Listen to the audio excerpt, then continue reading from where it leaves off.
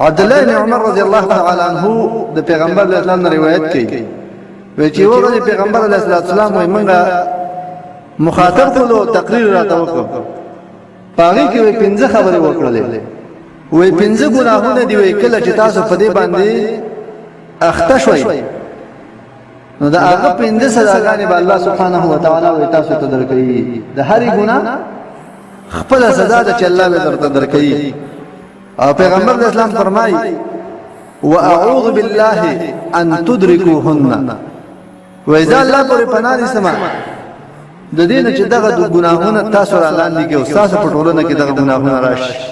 پیغمبر اسلام فرمایي اوله ګناه ده وما ظهرت الفاحشه في قوم حتى اعلنوا بها وفي قوم کې بحیايي ندي ښکار پیدا شوی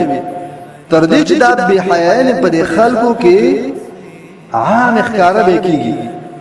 فاحشه دا یو عام لفظ دی په شریعت کې په څو خبرو باندې د اطلاق کیږي کله په زنا باندې د اطلاق کیږي زناګانې بدفعلین او کله د فاحشي اطلاق په بد اخلاقی باندې کیږي لکه قران کې الله سبحانه و تعالی فرمایي یا نساء النبي من ياتي منكن بفاحشه مبينه اے د پیغمبر زنانو که تاسو کې چا ښکارا بد اخلاقی وکړه فاحشه دغه بد اخلاقی ته ویل شي ټول مفسرین په دې باندې اتفاق دی بد اخلاقی خلق ته بیزه خلا اچول خلق بیزه تنگول د چا ناموس بیزه داړل او همدغه رنګ د فاحشي اطلاق علماء وی چې په دې باندې کې کل مشتد قبحه من قول او عمل هر کار یا خبره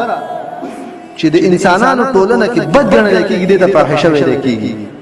څوک نه غواړي چې هغه ټکی ښکارا شي په کوم شي باندې چې انسانان شرمېږي او داغه نه نفرت کوي په عامه ټولنه کې هغه ښکارا کول نه غواړي نو دغه ته ویل کېږي فاحشه زناګانې بے حیايانې بے پردګانې چې وسنۍ لړ او جامع مصداق راوسنی فلمونه او سریالونه دي چې دا سریالونه او فلمونه او همدغه رنګ دا د زنانو عکسونه چې زه په بازارونو کې په دکانونو لګېدلې دي دا ټول په فحشا کې راځي دا ټول د فحشا بعضی مقدمات دي او بعضی د فحشا انواع دي او بالکل بعضی د فحشا جرل دي د ټول باندې اطلاق کیږي نو دغه سریالونه د کافرو چې وضع کړی دي د دې لپاره په دې باندې مصارف نه کوي او دې لپاره په دې باندې دومره وختونه هغه نه ضایع کوي چې دا اساسات تفریح وکړي او ته خوشاله شې بلکې دا د ډیرو مجربو او د ډیرو خیر خلکو لپاره د سیسکیږي او پلان کیږي هغه به لس غنټې 15 غنټې فلم به خو پاره کې به یو ټکی دا وي هدفي دا لس 15 غنټې په پتا دا فلم ګوري خو هغه هدفي نقطه به یو ټکی هغه ته تار سوال غواړي هغه ته پوری مني هغه ستاسو پور کې او ستاسو بچو کې او ستاسو ځان کې ستراغلي نو دغه فاحشات چې دي رسول الله صلی الله علیه وسلم فرمایي چې دا په یو قوم کې نه دي ښکاران شوی او حتی اعلنوا بها چې دسه یو پټ کېدل وي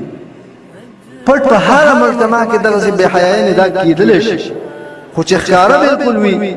چې خلک عیب نه غني په بازارونو کې ارڅو خرڅي ارڅو کې چې دار شاسر په موبایل کې پرتی دي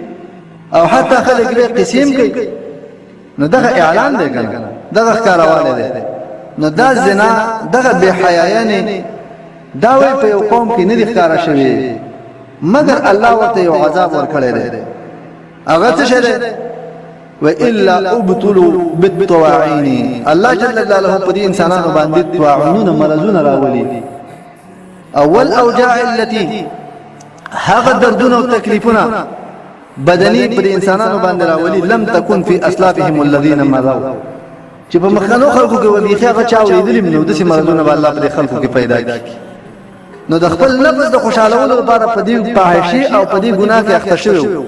نو الله جل جلاله دغه مطابق سزا ورکړي چې دغه نفس په تکلیفونو اخته کوي دا بدن په تکلیفونو اخته کوي دسې مرزونه هغه الله جل جلاله په دې خلکو کې راولي چې دا مخکې نو او دیم فرمایي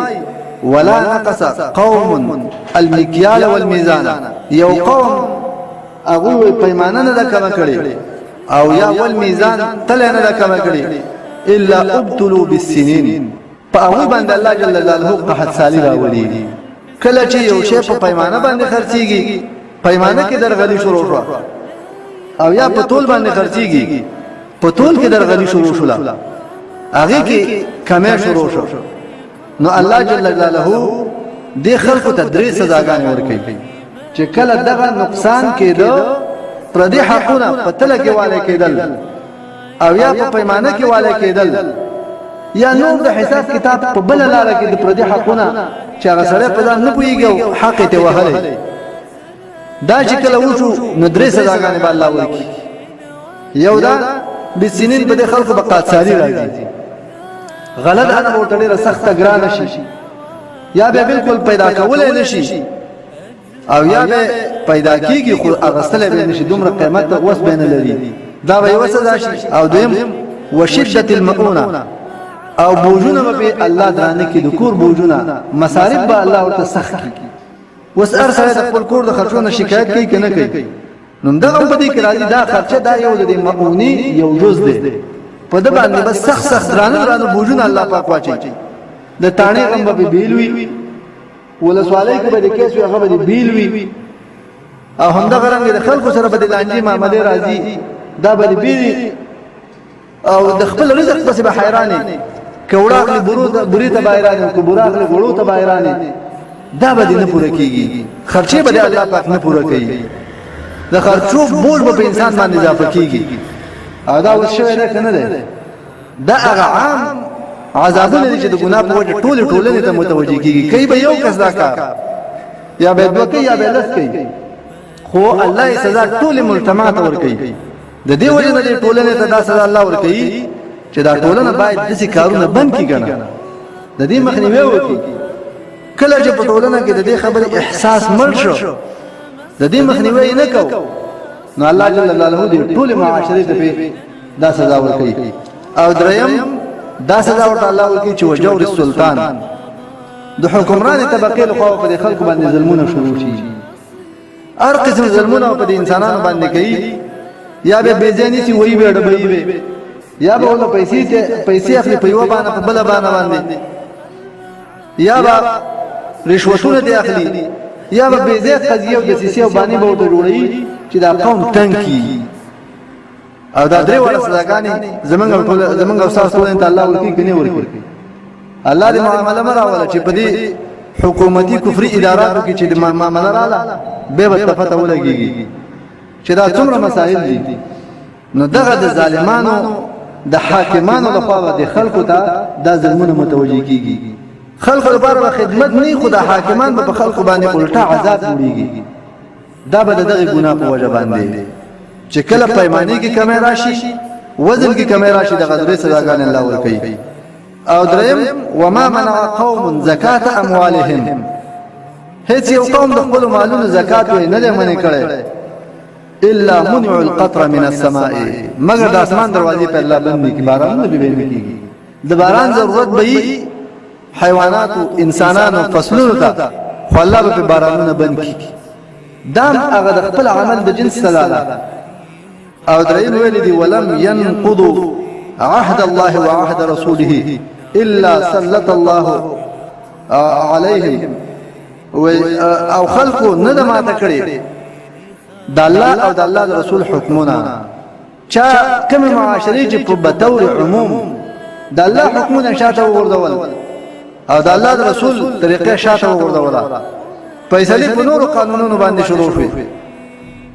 نظام د خلکو بل شي نو بیا الله جل جلاله ته کوي دې ته سزا ور کوي سلط الله عليهم الله په دې باندې مسلط کوي عدوا د بل طرف نه یو دشمن به راځي هغه د 40 کیلومتر جدا پاسې دی نه د امریکا نه به دشمن راځي دلته رستا په سر الله مسلط کوي 40 کیلومتر لري به بم جوړیږي خو دلته رستا په سر باندې راځي دا به د ګناه وړي او به بچو کی دغه خلک برازي د دشمنان یو خو د خلک وجدي او بل بچکی واخذوا بعض ما في ايديهم د دوی په ملکونو کې چې کم زیرمې او ذخیرې دا به ځان سره وړي د دوی هغه منافع دا به کفارو ته بس رسیږي او پنځم فرمایي وما لم تعمل ائمتهم بكتاب الله او عمل پرېخه نه د دوی مشرانو د دوی حاکمانو د الله په کتاب باندې ويتخيروا بغیر ما انزل الله دا الله د حکم یا مما انزل الله دا الله د حکم نه علاوه بل شی غوړه کړی دی د بل چا حکم او د بل چا قانون د بل چا کلتور د بل چا ایدیالوژي هغه غوړه کړی دا نو الا جعل الله بأسهم بينهم الله جل جلاله د ابو جنگ په خپل مابین کې چولې کله چې د مسلمانانو په مملکت کې مسلمانان راولګيږي فیصله په الهي قانون باندې نه په آسماني قانون باندې فیصله نه کاغه په حکومتي شکل سره او کې انفرادي شکل سره وي او کله یو کلی په شکل سره وي خو چې کله د الله په قانون باندې فیصله خلکو پری خېدي د الله کتاب شاته غورځولای دی نو په دې خلکو به الله جل جلاله جنگونه مسلط خپل مابین کې به یو بل خوري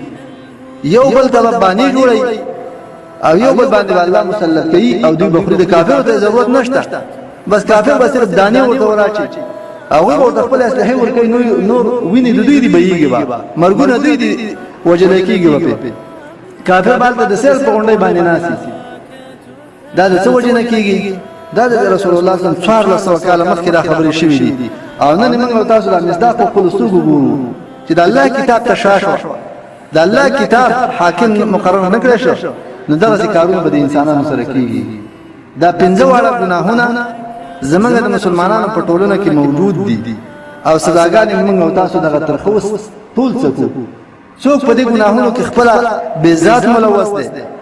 څوک بل واسطه ملوث دي چا ورته صرف اسی فکر او نظر ملګری دی هغه په دې ورته شریک شو نو ځکه د ټولنې ته دغه عذابونه الله سبحانه و تعالی ورکوي